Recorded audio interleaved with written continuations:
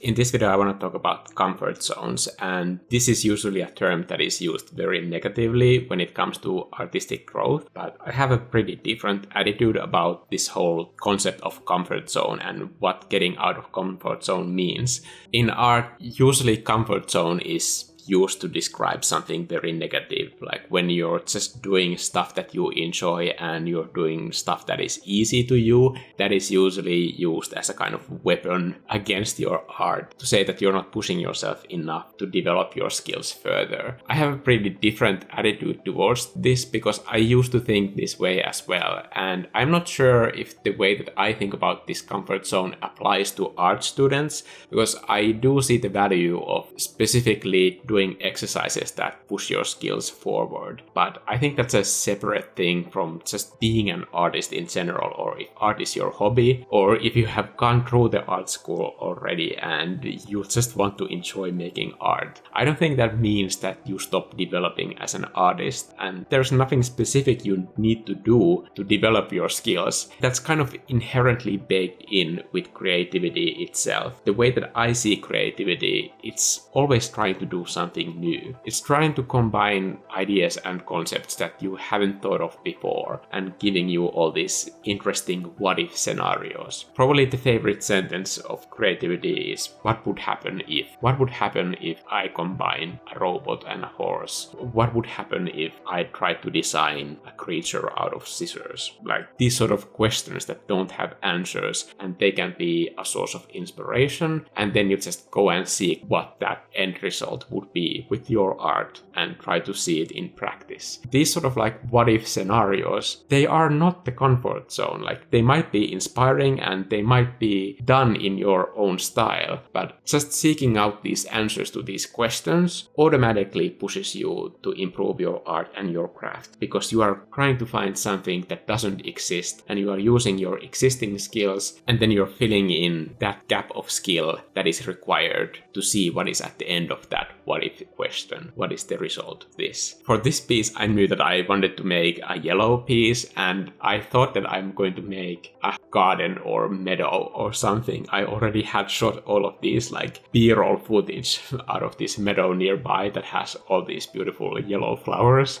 But then my creativity, of course, handed me this the most unflowery idea possible, that now I'm going to do a horse that is completely robotic and there is not a single flower inside. And I was like, I know how this is going to go. I am going to have my temper tantrum that I wanted to paint flowers. Now you're handing me this robot, but in the end I will do it anyway because I trust my creativity. I think it has my best intentions in mind. I think probably the purpose behind this piece is also to teach me how to use a new program. And for this piece, I knew that I wanted to animate the end result in Spine. And Spine is this application for PC that I'm not the greatest at. So I wanted to create a project for myself that is kind of pushing my skill level to its limits. And at this point, I haven't yet considered that, of course, animating a horse is the worst, the highest skill level thing that an animator could possibly do. Luckily, that idea didn't come to me at the start. It's only hitting me at the point where I start animating. At this point, I'm doing this sort of cyan lines for the whole drawing. And these are the individual images that I am going to import to Spine as PNG files. And this sort of planning is really important for Spine files because you kind of have to think about the body parts in the beginning phase. Otherwise, it's going to be impossible to animate if the pieces aren't separated to their own separate images. So it might be crude, but at least it works. But to make this painting process go faster, I'm painting the entire horse on the same layer first. And after the painting part is done, I am going to cut out all of these pieces that I have already planned out in the cyan sketch. And then I'm going to fill in the kind of missing parts underneath, because these pieces are going to be on top of each other in the Spine program, so that when I'm moving, for example, the neck, it won't be showing emptiness if it moves out of its current rotation. So there is going to be a bit of extra bit underneath the torso of the horse horse. I don't know what the torso of the horse is, like the body part, the rib cage. I noticed that the naming of these pieces was the hardest part for this whole thing, because I have no idea what the body parts of the horse are. So, and there are so many bones for these legs. When I had everything in Spine, it's just a mess of different small images. I mean, it's like probably at least 100 different small images, and it's horrifying, especially since I didn't name anything properly. This I probably should have already figured out in the planning phase when I made the sketch. If anybody does this, I would probably recommend writing down the names on that like planning phase. If anybody is using Spine. I'm not sure if I'm like recommending Spine. It's not that expensive of a program, but it's for a very specific animation purpose, and you can only animate a static painting so far, so it has its limitations. Also, the software is done by relatively small development team, so there aren't endless amount of tutorials. There's like one video tutorial series that I have watched probably 3 times, and as a warning, I have to say that it has the most sleep-inducing background music, and I think that's probably the thing that I remember the most. Just to be clear, I am using a reference for these skeleton elements of the horse. I'm not this good at drawing horses. Trust me, I have plenty of different reference images that I looked at all the time. I happen to live right next to a stable, and whenever I go out running and I see horses out there, I always take out my phone and take some photos or some footage of the horses, because they're horses, like they're the most awesome animals ever, I think.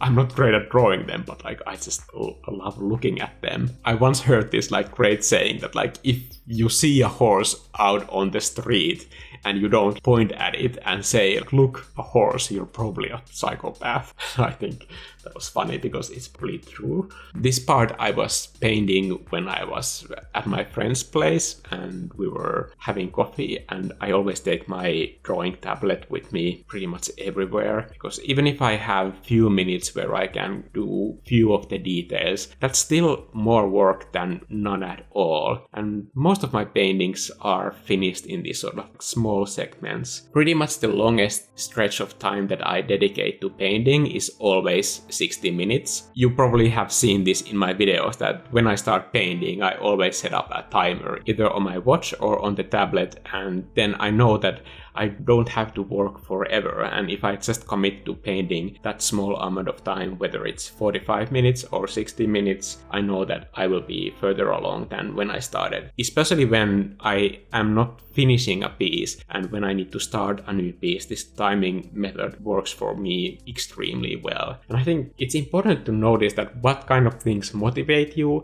and with that, just as important is to understand what kind of things don't motivate you. For example, for this YouTube channel, I have seen several tutorials where people say that you should always upload on a schedule, but I know myself well enough that I know that if I said that every Tuesday on this channel you're gonna see new videos, if I committed to that sort of like time pressure, that would take all my enthusiasm for creating these videos, and it would make this feel like work instead of just a fun hobby that I'm doing. And I know that it's not convenient or it's not ideal for my channel growth, but to me, I think it's more important to have long-term commitment, and to keep that long-term commitment of keeping this channel alive, I need to also know that what kind of things would kill it. So I'm very careful of those things that like eat away my motivation, whether it's for these videos or for my painting. Somebody in the comments asked me earlier that, can you draw Supergirl?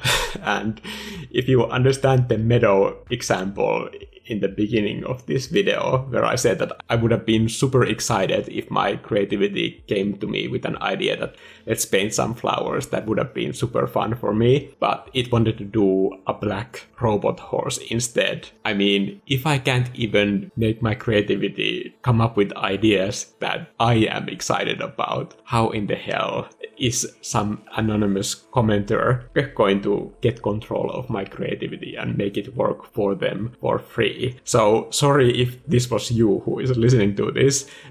Don't take it personally, but it's just not very likely that that will happen. And knowing how my motivation works, when somebody asks me to do something like that for free, I know for a fact, and this is not out of spite, but I just know that it makes me less likely to do that thing for them, especially if somebody asks me to do stuff for free. I mean, I would probably not even take that type of a client just because I feel like somebody else would probably do it better. At this phase, I'm really kind of happy with the way that the details of the horse are turning out. I don't do a lot of science fiction stuff, but these sort of like small screws and details on the horse, I think they look kind of nice. I was toying around with this idea of this yellow ray of death coming from the heavens and shooting at the ground, and maybe if I have difficulties looping the video that I could use this flash as a looping point for the video, but the looping didn't turn out to be that difficult. I like the idea of the death beam, but if I'm completely honest with you, the animation phase just took so long. Honestly, I had completely miscalculated how much time that would take, and honestly, I was about to give up so many times because when I had all the bones attached to their right images, and that was a bazillion images of different PNG files, just animating all of those limbs and bones. Respect to all the animators out there who can animate horses because, oh my god, that's difficult stuff. Anyway, I'm not complaining because I understand that this challenge was so big that it kind of forced me to think in new ways of how to create spine files, and if I use the program in the future, I think I'm going to have now more knowledge in how to just like make the whole workflow function in a way that doesn't completely burn me out in the process, and I will get some results done. I think planning for that is super important, but also the scale of the whole project. I mean, I've never ever had a spine file that has this many images. If you look at that massive list on the right, that is just craziness. Looking at this gives me kind of like post-traumatic stress disorders.